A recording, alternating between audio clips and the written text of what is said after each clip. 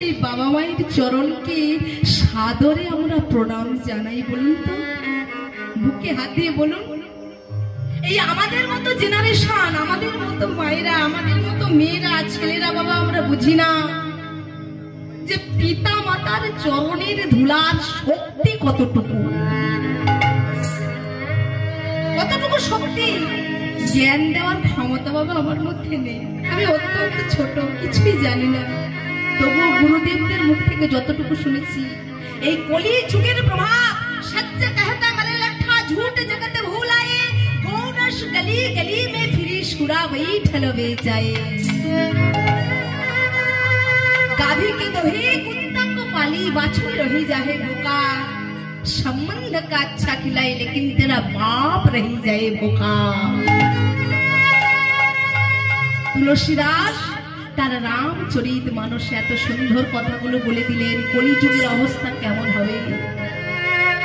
চোরকে ছাড়ে, সাধুকে বাঁধে, পতিতকে লাগায় ফাঁসি, হাইরে কলিয়া কি কিল তামাশা দেখি দুঃখ লাগে ওর হাসি। এর প্রত্যেকটা কথার ভাবার্থ অনেক রয়েছে বাবা। তবে বললাম না যে আমরা যে ভেসে ভেসে বেড়াচ্ছি, আমাদের কি গন্তব্যস্থলে পৌঁছে দেবে কে? সে হলো সৎ গুরু। আর নিজেদের ভগবান নিজেই বলেছেন যে গুরু হচ্ছে তিন প্রকারের। সুদামাকে বলেছিলেন, ভাগবত খুলে আপনারা দেখে নেবেন যে আমাদের জীবনে গুরু হচ্ছে তিন প্রকার। জনক প্রথম গুরু, জন্ম যাহা হইতে, পিতা মাতা আদি গুরু কহিলাম সাক্ষাতে। এই যে আমার ডান দিকে শ্রীখোল বাজাচ্ছেন, আপনাদের চরণতলে আসতে পেরেছি বাবাকে নিয়ে। আমার জন্মদাতা বাবা সর্বপ্রথমে কোলে বসে আমায় হারমোনিয়ামের স্বরলিপির শিক্ষা দিয়েছিলেন এবং কীর্তনের শিক্ষা দিয়েছেন।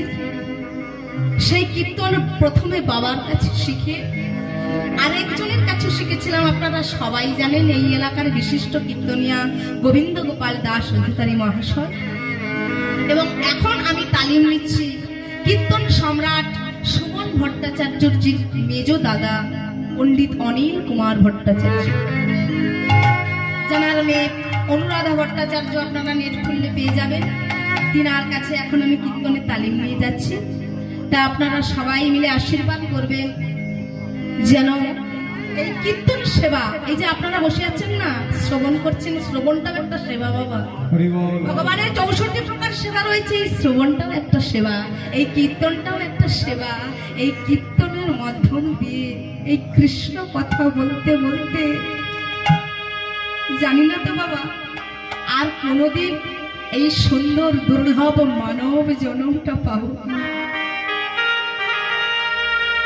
আপনাদের কৃপায় 10 ইন্দ্রিয় ষড়রিপু কৃষ্ণ ভজনের উপযুক্ত জন্ম পেয়েছি, এত সুন্দর ভাবে গুরু পেয়েছি, আপনাদের মতো ভক্ত পেয়েছি বাবা। আপনারা আশীর্বাদ করবেন যেদিন এই দেহ থেকে আমার প্রাণ পাখিটা চলে যাবে। जब हम पैदा हुए जाके हंसे हम रही। যখন তুমি জগতের বুকে এসেছিলে তখন তুমি কেঁদেছিলে, তোমায় দেখে সবাই হেসেছিল। लेकिन ऐसा कर्मी करी चलो जग रोई हम হাসি। এমন কর্ম তুমি করে যাও জগতের বুক থেকে যেন তুমি যাওয়ার বেলায় হাসতে হাসতে চলে যেতে পারো। আর এই জগৎবাসী তোমার জন্য দুপোটা নয়নের জল ফেলে রাখে। হ্যাঁ, আজকে জানেন এই বাবা ঠাকুরেরা যে কত সুন্দর করে হরিনাম সংকীর্তন যজ্ঞের আয়োজন করেছেন। এখানে অন্য কিছুর আয়োজন দিতে পারতেন, অন্য অনুষ্ঠান দিতে পারতেন, বাউল দিতে পারতেন, অন্যান্য সমস্ত আজকালকার যুগে যে সমস্ত সঙ্গীত বেরিয়েছে দিতে পারতেন, কিন্তু কেন দেননি জানেন? সাধু সঙ্গ, সাধু সঙ্গ সর্বশাস্ত্রে কয়, লব মাত্র সাধু সঙ্গ সর্বসিদ্ধি হয়।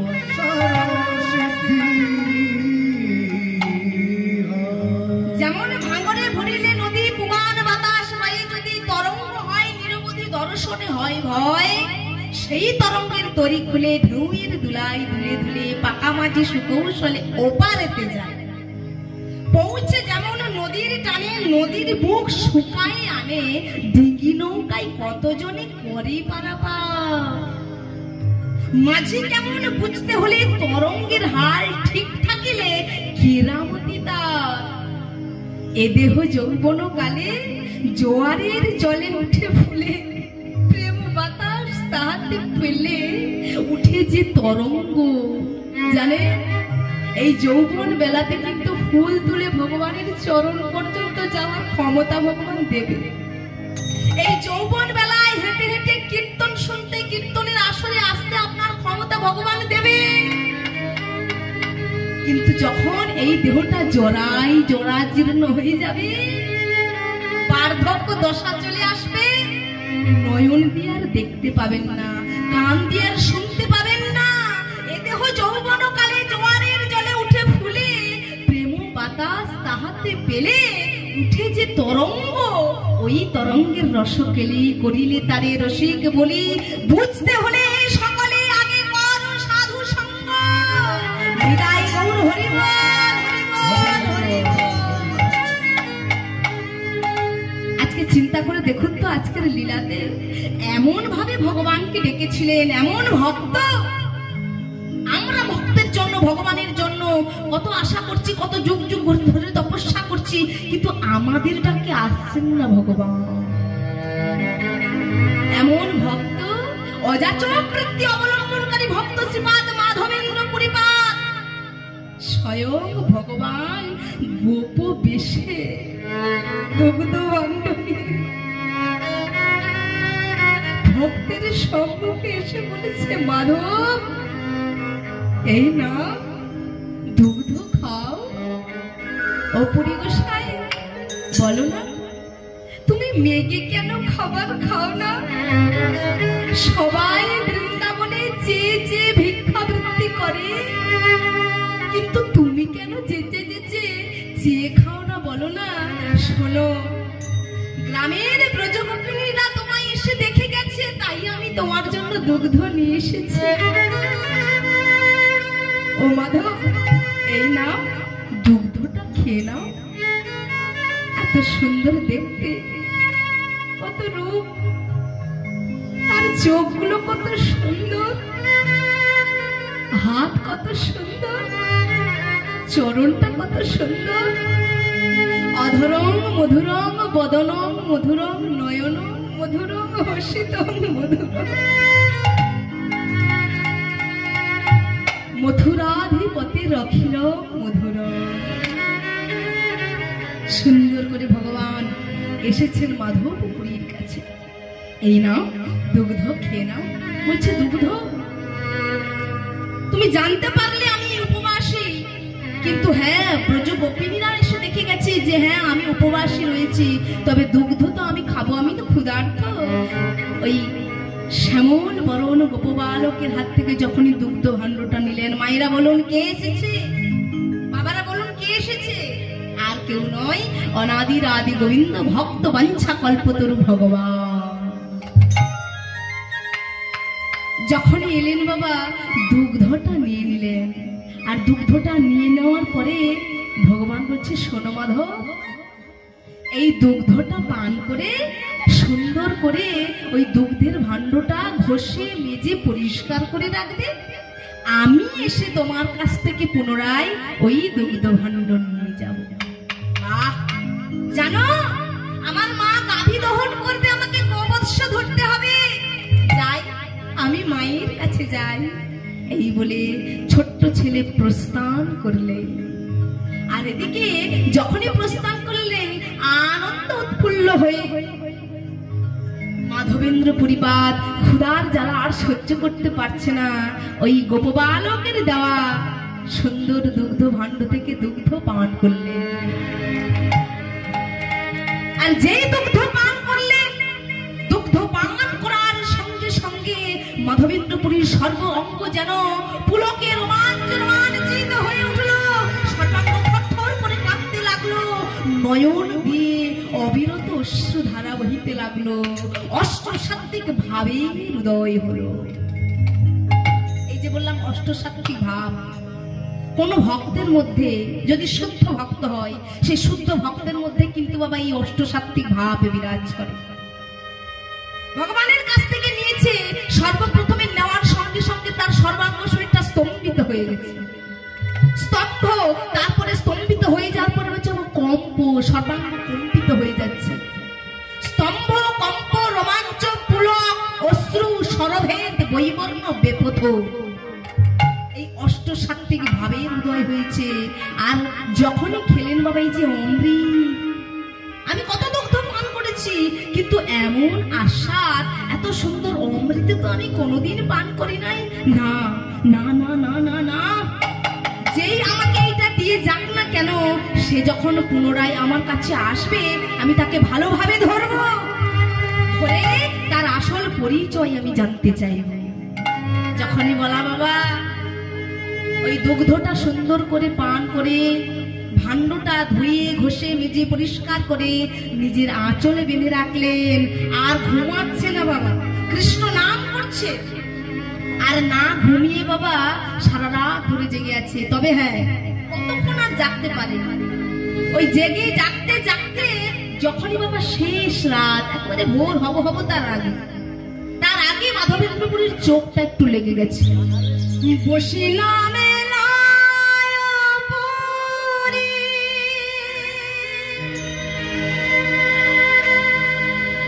নিদ্রা নাহি হয়,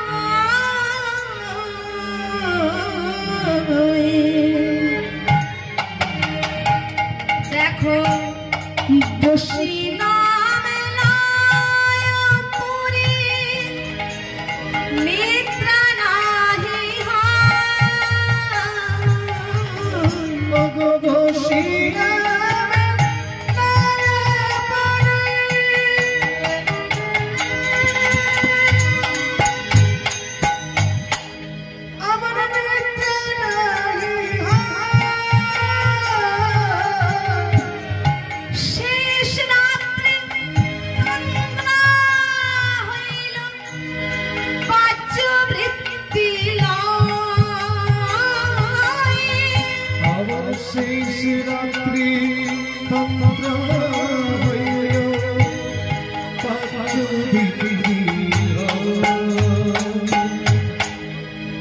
স্বপ্নে দেখি সেই বালক,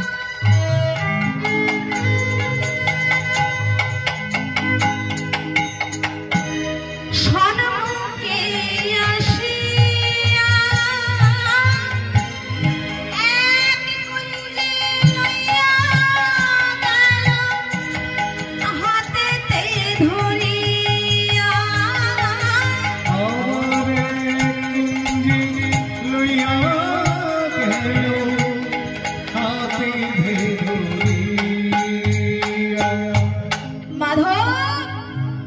মাধবেন্দ্রপুরী।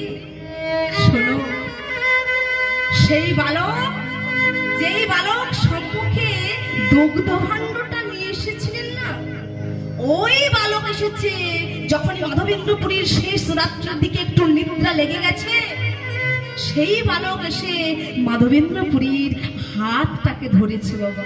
হাতটা ধরে একটা জায়গায়, একেবারে লতা পাতা মণ্ডিত, চারিদিকে জঙ্গল আবৃত জায়গায় নিয়ে গিয়ে মাধবেন্দ্রপুরীর হাতটাকে দেখে বলছে, মাধব, আমি বহুদিন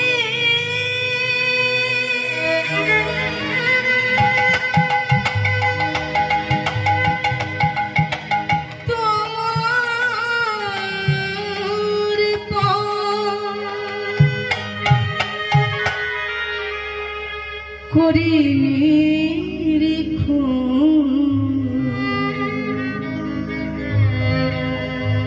কবে আসিবে মাধব আমার, করিবে সেবা। আমি বহুদিন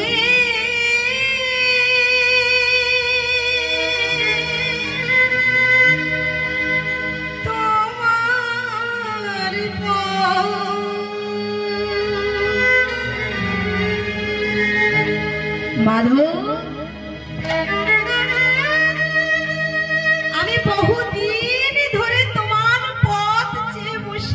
মাধব, জানো মাধব, আমি সুন্দরভাবে এখানে পুজো পেতাম, কিন্তু আমার সেবকগণ ওই শাসকদের ভয়ে এখানে আমায় রেখে গেছে। আর ওই ভেতরে থেকে কত সুন্দরভাবে আমি পুজো পেতাম, কিন্তু এখন আমি আর সেই পুজো পাচ্ছি না। ঝড়ে, বজ্রাঘাতে, রোদে আমার অঙ্গটা বড় জ্বালা হয়ে গেছে, যন্ত্রণা লাগছে। ও মাধব, আমি তোমার জন্য অপেক্ষা করে আছি। গ্রামের লোক আনি আমার কাঢ় কুঞ্জ হইতে, পর্বত উপরি রাখো ভালো মতে, এক মঠ করি তাহা করো স্থাপন, বহু শীতল জলে করো শ্রী অঙ্গ মার্জন। আমায় ওই কুঞ্জ থেকে বাহির করে বহু শীতল জলে আমার অঙ্গটা মার্জন করো, আর এক মঠ তৈরি করে আমায় সেখানে নিত্য সেবার ব্যবস্থা করো মাধব। এই কথা বলার সঙ্গে সঙ্গে ওই গোপবালক প্রস্থান করল। আর যেই প্রস্থান করলে মাধবেন্দ্র পুরীপাদ স্বপ্ন দেখেছিলেন, আর যেই স্বপ্ন দেখলেন, স্বপ্নটা যেই ভঙ্গ হয়ে গেল, মাধবেন্দ্র পুরী উঠে বসলেন। কে কে কে? গোপবালক, গোপবালক আমায় এসেছিল দুগ্ধ ভাণ্ড দিতে, সে আর অন্য কেউ নয়, গোপীনাথ।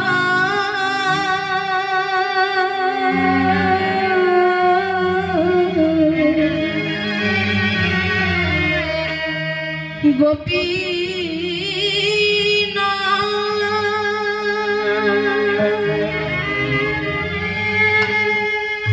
গোপীনাথ,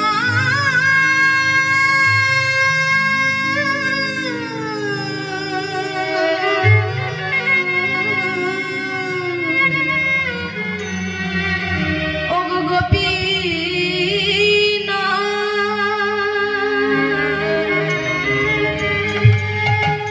গোপীনাথ,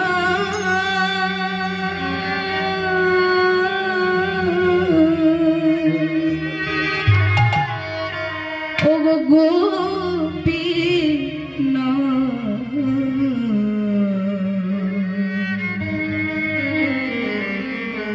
ও গোপীনাথ,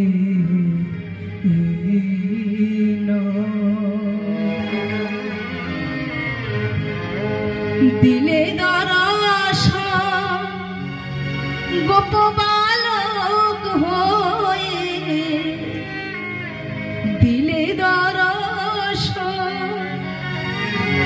গোপবালক হয়ে, চিনিলাম না গিরিধর, কৃপা করে দিলে গোপীনাথ, কৃপা করি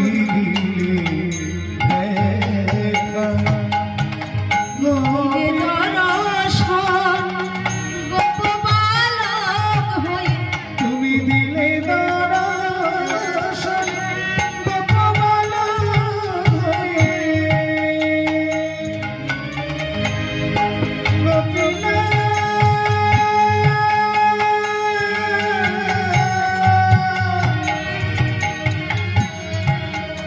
ও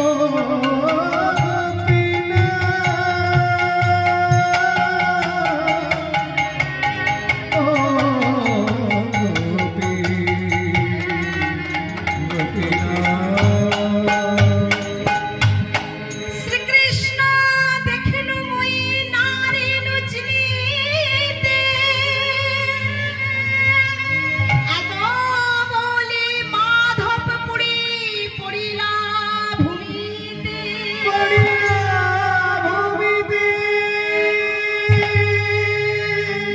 ও গোপীনাথ, তুমি স্বয়ং এলে গোপীনাথ। আর আমি এমন অধম, আমি এমন মূঢ়জন যে স্বয়ং তুমি সম্মুখে থাকা সত্ত্বেও, সরজমিনে থাকা সত্ত্বেও গোপীনাথ,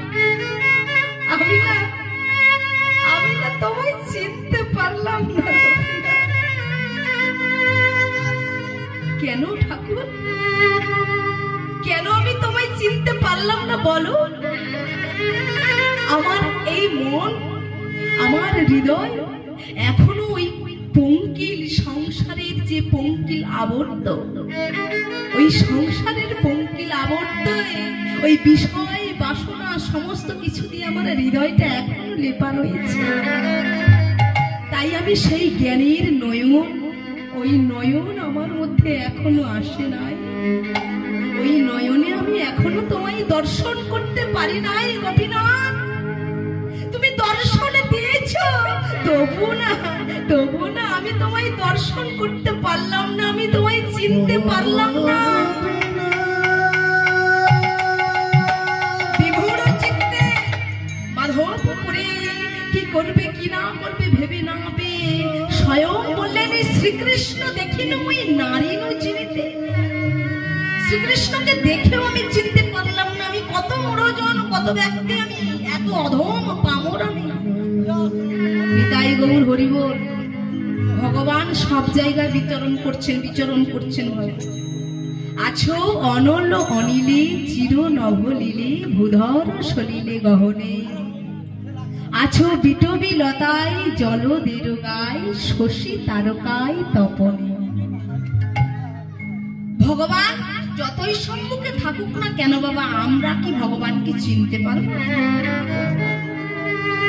ভগবান আছেন সেই কথা যদি বলা হয় বাবা, দুর্যোধনের সম্মুখে ভগবান সদা সর্বদা বিরাজ করেছিলেন, কিন্তু ওই দুর্যোধন কি ভগবানকে ভগবান বলে সেই ভাব নিয়ে দেখেছিলেন?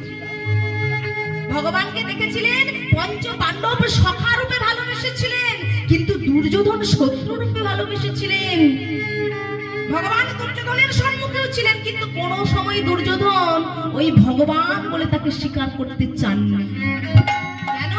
কারণ তিনি যাকে ধরা দেবেন বলে ঠিক করেন, তার কাছেই তিনি প্রকাশ পান, আর কারোর কাছে নয়। তা বললেন, আমি চিনতে পারলাম না। যখন প্রভু আমায় আদেশ করেছেন, আমাকে অবশ্যই সেই আদেশ শিরোধার্য করে সেই কার্য আমাকে সুসম্পন্ন করতে হবে। আর সুন্দর করে যখন উঠে দেখলেন ভোরের আলো ফুটবে দিনমণি দেওয়ালো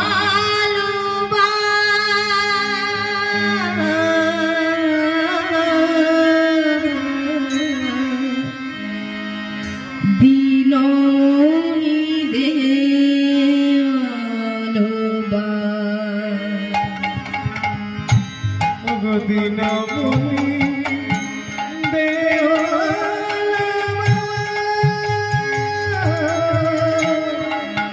দিনমণি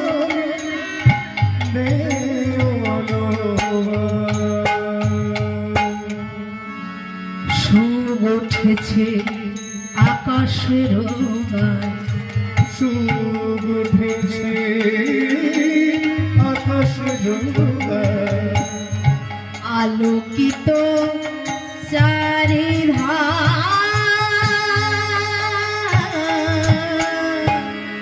দিনমণি দিনমণি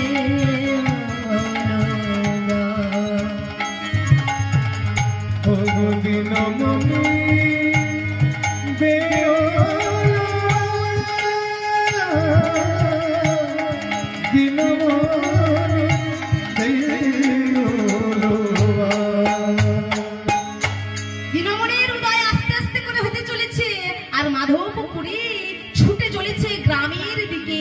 অতি সকাল বেলায় মাধবেন্দ্রপুরী যখন কৃষ্ণ নাম করতে করতে ছুটে চলেছে, গ্রামের কয়েকজন ব্যক্তি বাবা বলছে, কি ব্যাপার, একজন সাধু এত সকালবেলা এমন হন্তদন্ত হয়ে ছুটে চলেছে কোথায়? জিজ্ঞাসা করলেন। জিজ্ঞাসা করতে মাধবপুরী বললেন, ওগো, তোমাদের ভগবান স্বয়ং গিরিধারী গোপাল রয়েছেন এখানে কুঞ্জের মধ্যে, খুবই কষ্টে। চলো নিজেদের কাছে যা কিছু অস্ত্র শস্ত্র রয়েছে, কোদাল, ওই দা, সমস্ত কিছু দিয়ে জঙ্গল পরিষ্কার করে সেই মাধব ভগবানকে উদ্ধার করতে হবে, সেই গিরিধারী গোপালকে উদ্ধার করতে হবে। ওই সাধু সন্ন্যাসীর কথা শুনে বাবা সবাই গিয়ে যে কুঞ্জ দেখিয়েছিলেন স্বপ্নাদিষ্ট, স্বপ্নের মধ্যে যে কুঞ্জ দেখিয়েছিলেন ওই কুঞ্জে গিয়ে মাধবপুরী উপস্থিত হলেন। গ্রামের সবাইকে নিয়ে ওই কুঞ্জ হতে উদ্ধার করলেন গোপাল বিগ্রহ। আর গোপাল বিগ্রহকে উদ্ধার করে সুন্দর করে যখন বহু শীতল জলে তার শ্রী অঙ্গ মার্জন করলেন, আর যখনই মার্জন করলেন ওই মাধবেন্দ্রপুরী একেবারে অবিচল নয়নে চেয়ে আছে সেই গোপাল বিগ্রহের দিকে। ঠাকুর বলো না ঠাকুর, তুমি কেন এমন, এই যে আমি সন্ন্যাসী, আমার কাছে কিছুই নেই, আমি তোমাকে কি খেতে দেবো, আমাকে কেন তুমি স্বপ্নাদেশ দিলে? তুমি তো আর অন্য কাউকে দিতে পারতে, আমি তো সমস্ত কিছু ত্যাগ করেছি, সন্ন্যাস ধর্ম গ্রহণ করেছি, আমার কাছে সঞ্চিত কিছু নেই, তাহলে আমি তোমায় কি খেতে দেবো প্রভু? তুমি কেন আমার কাছে এলে? আমি তোমায় কি করে খেতে দেবো? আমি তোমার সেবা কি করে করব? কিন্তু পেছনের দিকে তাকিয়ে দেখলেন যে ব্রজবাসীগণ ওই ভগবানের সেবার জন্য ওই দইয়ের সরোবর, রুটির স্তূপ, অন্নের স্তূপ, ডাল, তরকারি, অন্ন ব্যঞ্জন সমস্ত কিছু তারা আগে থেকেই জড়ো করে দিয়েছে। যে খায় চিনি তাকে যোগায় চিন্তা। ভগবান তার নিজের সেবা তিনি নিজেই করে নিয়েছেন, আমরা তো সবাই উপলক্ষ মাত্র। তা বাবা যখনই নিজের সেবা নিজে করে নিলেন, মাধবেন্দ্রপুরী তুলসী মঞ্জুরি দিয়ে সেই সমস্ত ভোগ ভগবানের সেবায় লাগিয়ে দিলেন। আর এক একজন এসে সেই সুন্দর করে মহা সমারোহে সেইখানে গোপাল বিগ্রহের সেবা দিতে লাগলেন। এইভাবে 2 বৎসর অতিক্রান্ত হয়ে গেল। 2 বৎসর পরে মাধবেন্দ্রপুরীর সেবা করতেন, সেবা করতে করতে আবার কিন্তু ভগবান আদেশ দিলেন, স্বপ্নাদেশ দিলেন, শোনো মাধবেন্দ্রপুরী, ওই কুঞ্জের মধ্যে যে আমি রোদ, গ্রীষ্ম, ঝড়, বৃষ্টি, বজ্রাঘাত পেয়েছিলাম, ওইগুলো পেতে পেতে আমার সর্ব শরীরে বড় জ্বালা, বড় যন্ত্রণা। ও মাধবেন্দ্রপুরী, নীলাচল হইতে মলয়জ চন্দন যদি তুমি এনে দিতে পারো, মলয়জ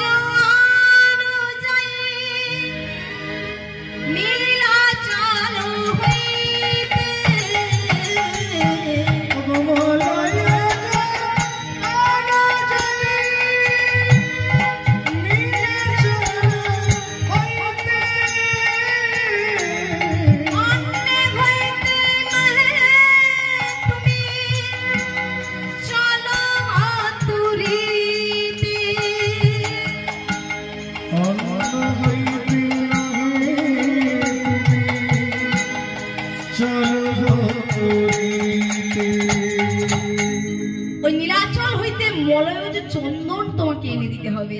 সেই চন্দন এনে তুমি যদি আমার সর্বাঙ্গে লেপন করো, আমার যে শরীরের বড় জ্বালা, বড় তাপ, বড় যন্ত্রণা, সেই চন্দনে আমার সর্ব অঙ্গ শীতল হবে। চন্দনের কিন্তু এমন গুণ বাবা, এই যে আমরা গোপী চন্দন মস্তকে ধারণ করেছি, যিনারা জানেন, যিনারা সেবা করেন, তিনারা জানেন যে চন্দনের কতটা গুরুত্বপূর্ণ। এই চন্দন যদি কারোর মাথার যন্ত্রণা করে বাবা, তীব্র মাথার যন্ত্রণা, চন্দন লেপে মাথাতে ঘষে নিলে বাবা মাথার যন্ত্রণা থেকে আপনি মুক্তি পেতে পারবেন। এটা চন্দনের গুণ। গোপী চন্দন আমরা ধারণ করেছি, কিন্তু ভগবানকে আদেশ দিলেন, ভগবান মাধবেন্দ্রপুরীকে আদেশ দিলেন যে মলয়জ চন্দন আনতে হবে। যখনই বললেন ভগবান আদেশ দিয়েছেন, মাধবেন্দ্রপুরী বললেন না না না, আমি আর দেরি করব না। সকাল বেলায় বেরিয়ে পড়লেন উড়িষ্যার অভিমুখে, নীলাচলের অভিমুখে ওই মলয়জ চন্দনকে আনতে। কিন্তু হ্যাঁ, বয়সের ভারে জর্জরিত মাধবেন্দ্রপুরী কি করবে, ভগবান আদেশ দিয়েছে, তাই উড়িষ্যার অভিমুখে তিনি বেরিয়ে পড়লেন।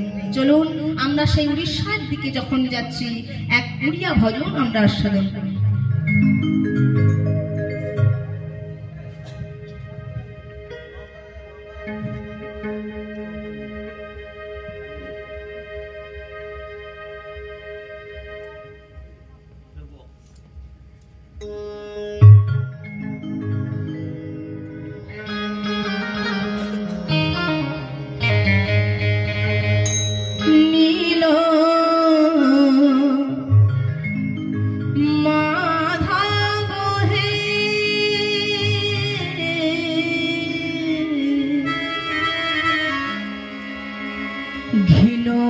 রে মমিনতি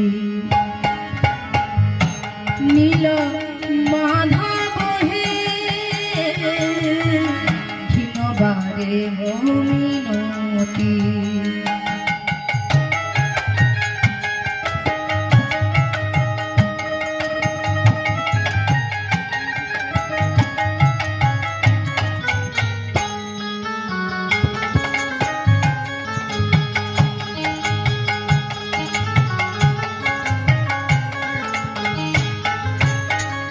চরণ তলে মো শরণ বসুচি চরণ তলে মো শরণ বসুচি করুণা কর শ্রীপতি ঘিনবারে মমিনতি আর গেলবারে মোর মিনতি নীল মাধব গিনবারে মোর মিনতি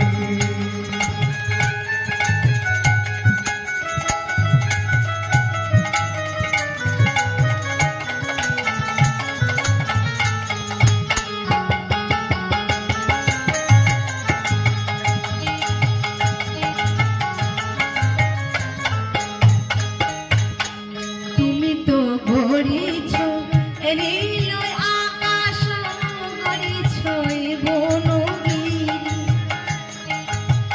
তুমি তো গড়িছ এ নীল আকাশ গড়িছ এ বনগিরি দিছ ফুলরে জাতি জাতি অঙ্গ দিছ সুবাস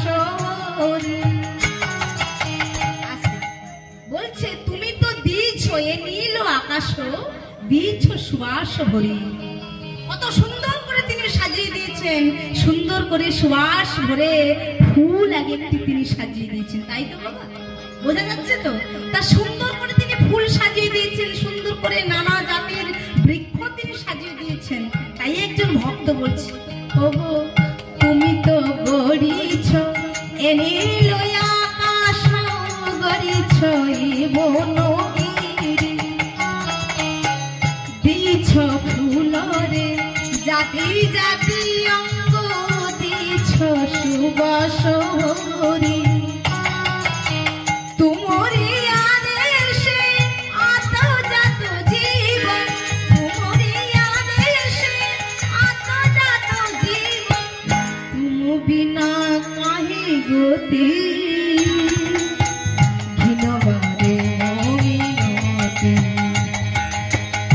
নীল মাধব হে